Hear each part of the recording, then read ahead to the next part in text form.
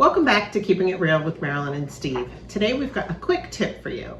We're definitely into pumpkin spice season, and if you are looking to make something pumpkin spice but don't happen to have a spice cake mix on the shelf or in the pantry, if you can't find one at the store or just literally don't have the time to run to the store to pick one up, if you have a yellow cake mix, we're going to show you today how you can take this and a few simple ingredients and turn it into spice cake mix.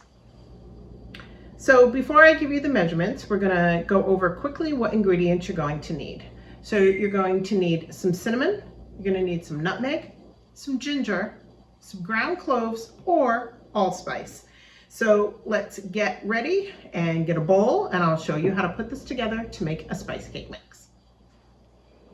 Okay, so before I get started on this, I just want to make it clear, it doesn't matter what brand of cake mix you're using, it doesn't matter what brand of seasoning you're using. And on your cloves or allspice, it's going to be one or the other, not both. So you have your choice. If you don't happen to have one on the shelf and have the other, you're all good to go. So let's get started on getting these mixed together. All right, so we're going to start with our yellow cake mix, and this happens to be a 15.25 ounce box. It's whatever your standard cake mix size is. So we're going to get this cut open, and we're going to get this poured into the bowl and then add the other ingredients. So yellow cake mix is something that I have a lot of on the shelf because I use it for cakes, I use it for cookies, you can make cheesecake bites.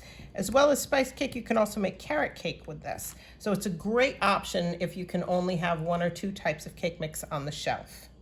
So we're going to start with our cinnamon, and we're going to put in 1 teaspoon of cinnamon. So I'm using a ½ teaspoon scoop. So I'm going to put in 2 of those. That's it for our cinnamon. Next it's going to be ginger, and we're going to use a ½ teaspoon of ginger. Then we're moving on to our nutmeg, which is going to be 1/4 teaspoon. And then I'm using 1/4 teaspoon of the cloves. Like I said, you can use allspice. I prefer the cloves, so that's what I'm going to use. So 1/4 teaspoon of cloves. Next step is just going to be to get this mixed up.